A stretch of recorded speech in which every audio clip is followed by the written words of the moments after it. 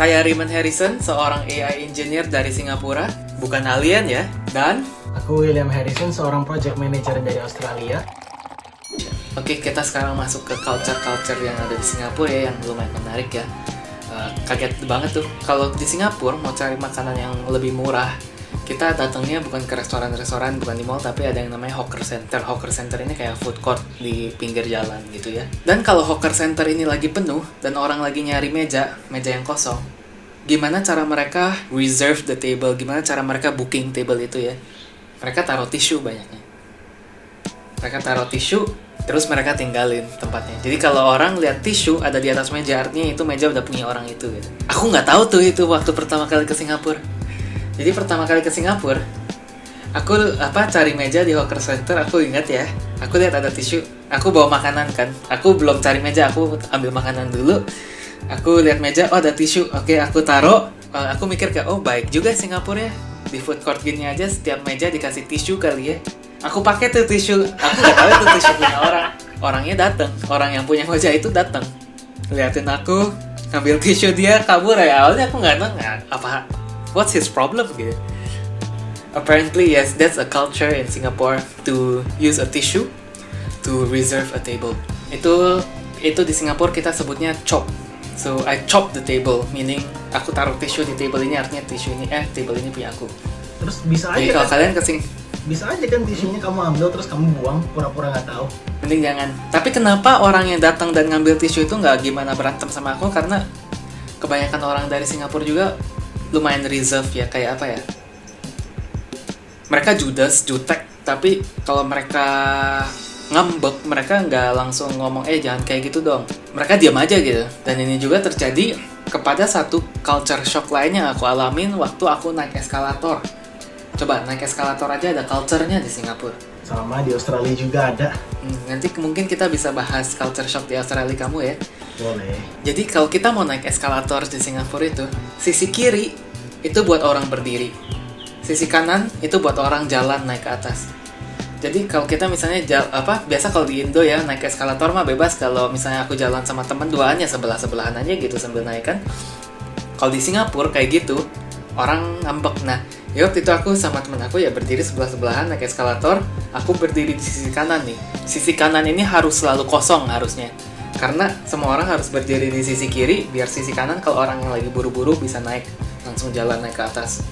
Tapi karena aku kayak gitu, jadi ya orang yang mau jalan naik ke atas gak bisa, ada aku di depannya ya.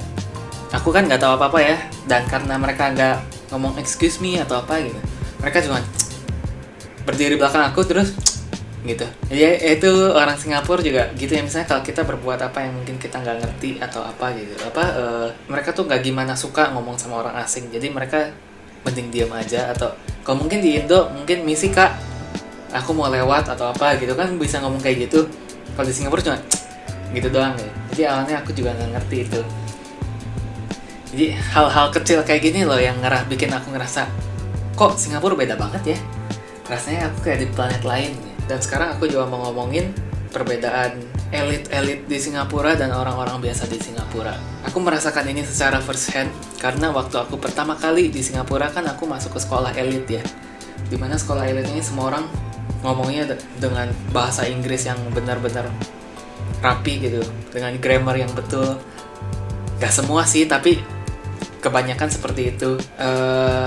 Dulu setiap kali habis upacara kalau ada pengumuman tuh kita semua masuk ke auditoriumnya kursinya benar-benar ada empuk ya, di enak ya. Terus apa yang bikin aku sedikit ngerasa out of place juga ya. Out of place tuh Indonya apa? Out of place tuh gak masuk, gak fit lah. Ya merasa nggak masuk ke lingkungannya karena setiap pagi ya begitu masuk sekolah, karena mereka orang-orang elit, obrolan mereka tuh setiap pagi kayak teman-teman sekelas aku tuh kayak tahu nggak bapak aku baru beli mobil baru, tahu nggak, sedangkan aku cuman anak perantau beasiswa yang dapat duit dari pemerintah Singapura berapa satu bulan nggak tahu $200 $300, dan itu sangat-sangat dikit ya di buat biaya kehidupan di Singapura kayak cuman diam di belakang duduk dan dengerin mereka semua ngomong bapaknya punya mobil baru lah, inilah itulah tuh. satu sisi elit di Singapura, di mana aku sedikit merasa not in place. Tapi gak semua orang di dunia Singapura yang elit ini juga kayak gitulah. Banyak orang yang memang baik juga, mau ngobrol sama aku, dan gak semua orang setiap hari punya mobil baru gitu. Dan mobil di Singapura itu mahal banget ya sekarang. Di Singapura itu buat beli, coba tebak, buat punya kayak surat izin punya mobil yang kertas doang, harganya di Singapura berapa? Bukan mobilnya loh, kertasnya doang. Surat izin beli mobil di sini aja nggak pakai surat izin sih, pakainya Rejo, RWC. Nah, surat izin, maksudnya SIM. Bukan SIM, belum SIM, cuman surat yang mengizinkan kamu memiliki mobil untuk 10 tahun. Kayak mobil 10 ini tahun. bisa dimiliki untuk 10 tahun. Nggak tahu ya, 2 juta. Tahu berapa? 2 juta. Tahu berapa? 100.000 Sing dollar sama dengan 1,2 M. 1,2 M untuk sebuah kertas yang cuman berlaku 10 tahun. Dan setelah 10 tahun itu, mobil itu harus dirongsok. Jadi kalau kalian ke Singapura ya, kalian nggak bakal banyak lihat mobil-mobil yang vintage, yang udah tua-tua gitu. Soalnya setiap 10 tahun mereka harus rongsok mobilnya dan beli mobil baru. Dan kertasnya aja kayak STNK gitu ya kesannya tuh. Bukan STNK tapi kayak STNK. Berarti teman Koko si itu kaya banget ya, dia punya BMW seri 4 kalau nggak salah di Singapura. Nah, makanya orang-orang di Singapura kalau kalian lihat kebanyakan tuh mobilnya mobil-mobil bagus. Kenapa? Karena kertasnya aja udah semahal itu, kertasnya mungkin lebih mahal dari mobilnya. Ngapain beli mobil murah? Sekalian lah beli mobil yang rada mahal. Back to topic ya, kita melenceng sedikit.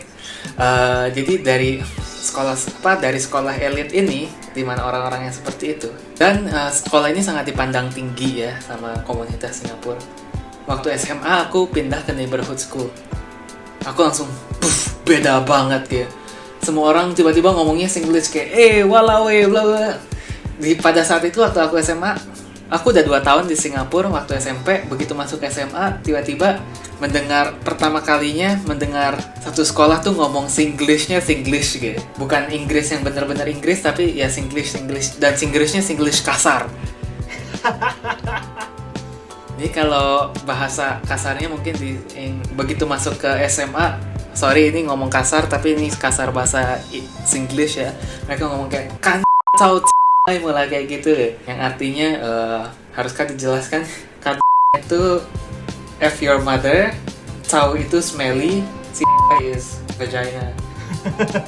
Fuck your mother smelly vagina. Ya ngomongin kepada gitu semua lah.